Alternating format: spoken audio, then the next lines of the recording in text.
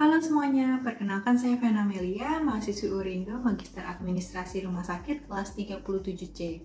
Pada kesempatan kali ini saya akan membahas sedikit mengenai strategi pemasaran di rumah sakit dengan pendekatan segmenting, targeting, dan positioning.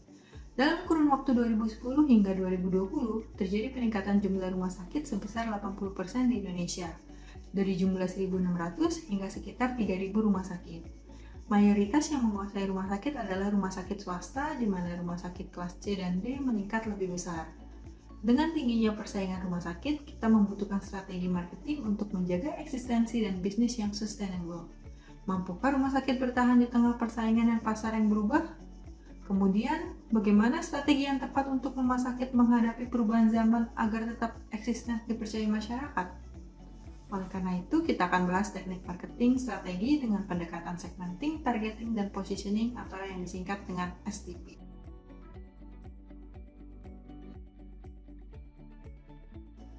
Yang pertama adalah segmenting. Segmenting merupakan proses mengklasifikasikan, menggolongkan semua target potensial produk yang akan dipasarkan. Biasanya penentuan segmentasi pasar ini dilakukan saat kita melakukan riset pasar. Dalam pasar konsumen, segmentasi dapat dilakukan berdasarkan geografis atau letak wilayah, kemudian berdasarkan demografis, misalkan usia atau jenis kelamin, atau yang ketiga berdasarkan psikografis. Psikografis contohnya adalah perbedaan lifestyle dari setiap individu. Mengapa segmenting penting? Karena proses segmenting ini mendeskripsikan dan membantu proses identifikasi ukuran pasar, sumber informasi alokasi sumber daya, dan dasar pengembangan produk atau 4P, yaitu Product, Price, Place, and Promotion, yang berguna sebagai dasar perencanaan proses marketing.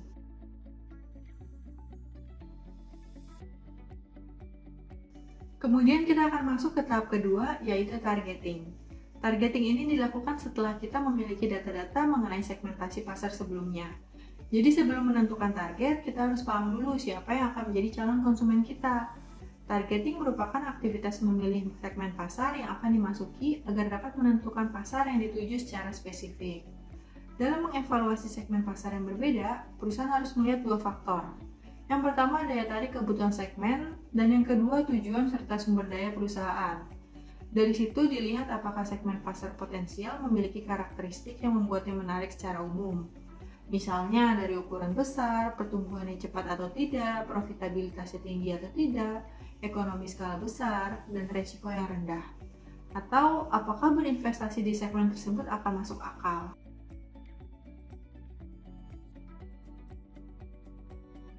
Kita masuk ke tahap terakhir dalam proses pendekatan STP, yaitu positioning.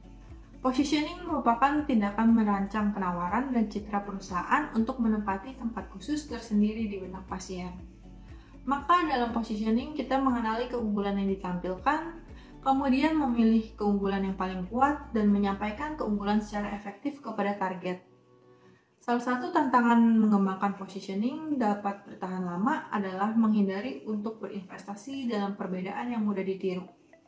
Karena tidak ada organisasi yang dapat berhasil jika produk dan penawarannya menyerupai yang lain. Langkah dalam mengembangkan strategi positioning adalah pertama melakukan analisis pasar dengan melihat ukuran, komposisi, lokal, dan tren sehingga dapat menganalisis segmen pasar. Kedua, menganalisis internal perusahaan dengan sumber daya yang ada, reputasi, dan hambatan internal perusahaan. Dan yang ketiga dengan menganalisis pesaing atau sisi eksternal perusahaan, yaitu kekuatan dan kelemahan pesaing serta posisi mereka saat ini. Dari analisis segmen pasar dan didukung dengan analisis internal perusahaan, kita dapat menentukan target segmen yang akan dilayani. Kemudian pertanyaannya, bagaimana strategi STP ini kita implementasikan? Oke, ada satu contoh rumah sakit tipe C dengan 113 tempat tidur. Rumah sakit tersebut merupakan satu dari 8 rumah sakit tipe C di Kabupaten Purwakarta. Rumah sakitnya terletak di daerah pemukiman padat penduduk. Layanan unggulan di rumah sakit ini adalah layanan penyakit dalam. Namun, dalam 2 bulan terakhir, terjadi lonjakan pasien rawat inap anak, sehingga bor di bangsal anak meningkat hingga 96%. Kemudian, pasien anak itu rata-rata sangat loyal. Sebagai contoh, pasien rela menunggu ruangan kosong agar bisa dirawat di rumah sakit ini. Alasannya hanya satu, lokasi rumah sakit dekat dengan rumah mereka. Sehingga secara lokasi, rumah sakit ini sangat diuntungkan. Kemudian sering terjadi ditemukan orang tua ingin dirawat anaknya secara gabung. Ini jadi menguntungkan kita karena kita bisa memanfaatkan ruang VIP untuk menyasar target tersebut. Secara finansial, rumah sakit ini sangat diuntungkan. Dari segi produk layanan yang ditawarkan, sebenarnya sangat standar, hanya ketersediaan rawat inap saja. Tapi rumah sakit memposisikan kemudahan yang bisa didapat oleh pasien. Mungkin dari aturan rawat gabung yang lebih fleksibel. Perusahaan juga diuntungkan karena mendapatkan selisih pembayaran dari pasien yang rela membayar selisih pelayanan sebagai akibat dari rawat gabung tersebut.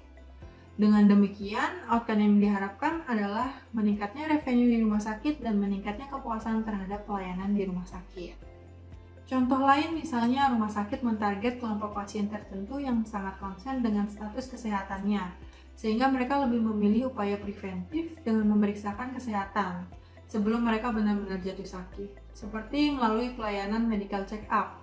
Kita bisa membuat layanan unggulan di rumah sakit berbeda dengan kompetitor lainnya, misalnya jasa layanan medical check-up dari rumah sakit kita dapat dilakukan secara on-site. Ini tentu menjadi nilai plus untuk mendapatkan posisi di hati konsumen. Kemudian bisa juga dengan melakukan pemeriksaan medical check-up secara off-site di perusahaan-perusahaan rekanan dengan membawa semua modalitas pemeriksaan, sehingga pasien tidak perlu berkunjung ke rumah sakit.